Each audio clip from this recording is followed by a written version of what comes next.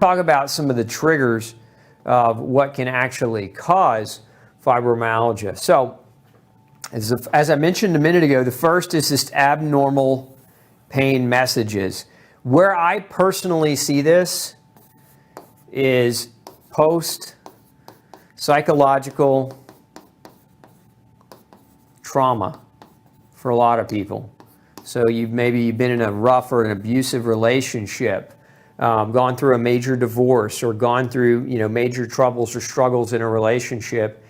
We even see this sometimes in soldiers coming back from war. They've gone through major psychological trauma based on what they've observed, in a wartime environment. And this leads to kind of abnormal pain messaging. So the pain, you get hyper responsiveness in the neurological system. And so the pain, you become hypersensitized to pain. If you think about how pain works, it works a lot through the nerves.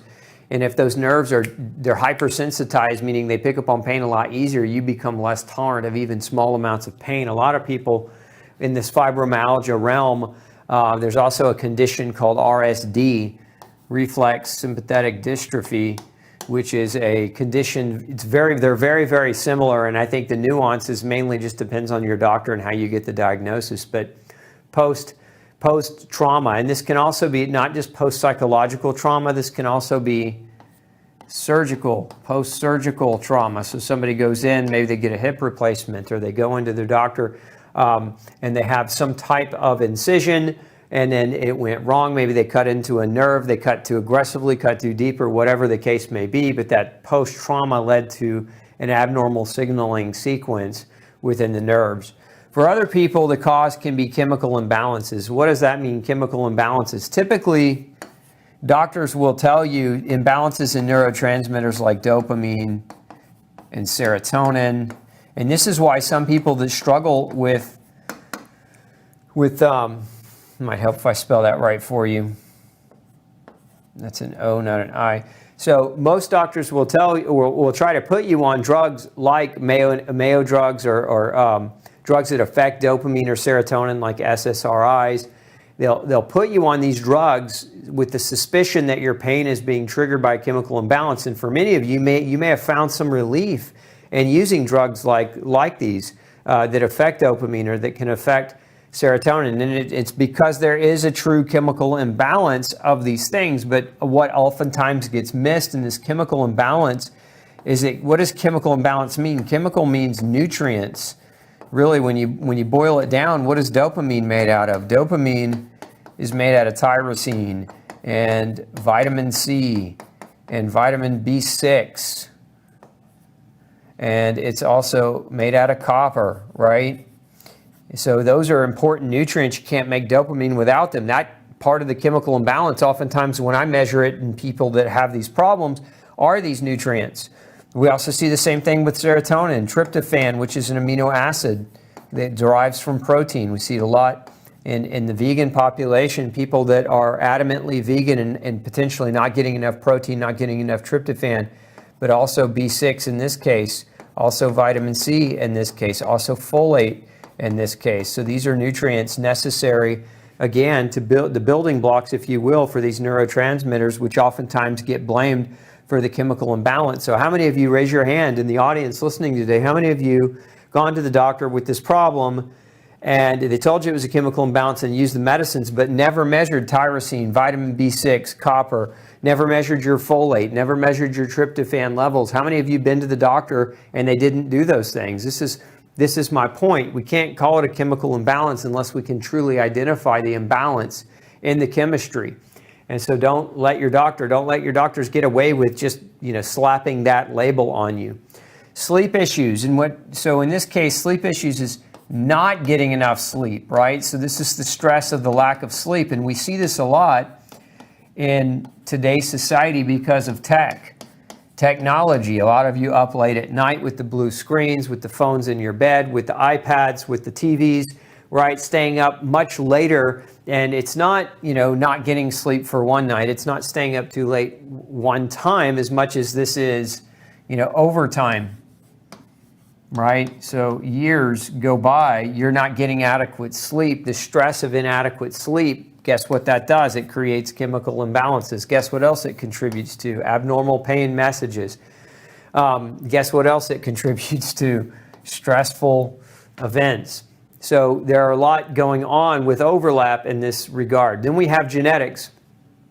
And the genetics that I see most commonly associated here are the same genes, the same genetics or set of genetics that are linked to gluten sensitivity. That is positive HLA-DQ genetics or genetic alleles for gluten reactivity. We'll see this a lot in people with the fibromyalgic types of problems.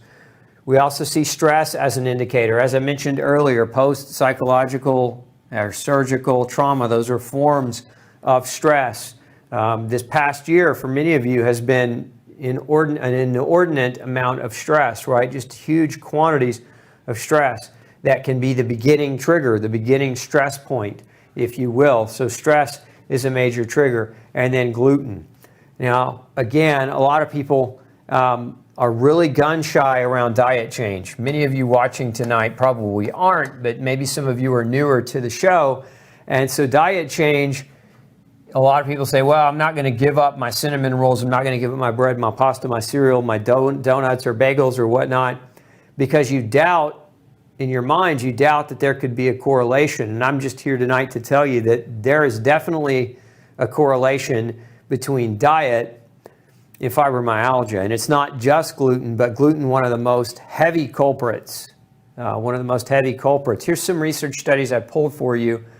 Just so any of those of you who are maybe on the fence, you're thinking about going gluten-free, you're a little bit reserved because you realize that the diet might be a little daunting because it's new to you, right? Well, let's look at just a few of these. This was published in the journal Rheumatology International, and here's what this study has to say. Gluten sensitivity that does not fulfill the diagnostic criteria for celiac disease is increasingly recognized, okay, not celiac disease, but is increasingly recognized as a frequent and treatable condition with a wide spectrum of manifestations that overlap with the manifestations of fibromyalgia, okay, including chronic musculoskeletal pain. Very important. So in their study, in their research, the observation, so they actually had a case in this particular study of a remission of fibromyalgia with a 16-month follow-up in patients. And so this observation supports the hypothesis that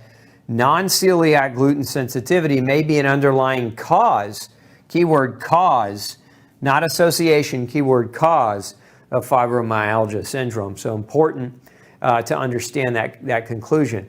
In this research study published in the Scandinavian Journal of Gastroenterology, perceived food hypersensitivity may be associated with severe debilitating illness, the comorbid triad, or trifecta, if you will, of IBS. IBS is irritable bowel, okay, chronic fatigue, and musculoskeletal pain is striking and may point to an underlying cause. And what they found in this particular study, that it was diet change for many that led to great pain reduction and great resolution, reduced time from missing work because of that pain. So they found a correlation between, again, fibromyalgia and diet change, and gluten was part of the diet change that was being analyzed.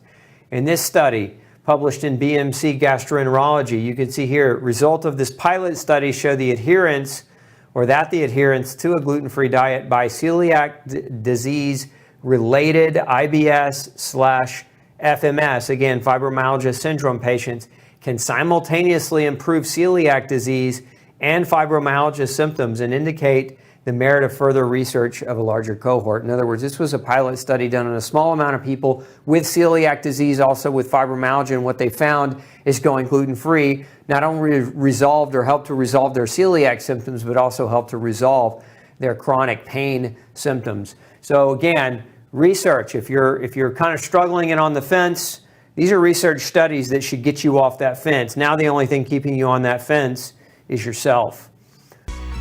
Hey, don't forget to check out the rest of the series right here. Make sure you hit subscribe below.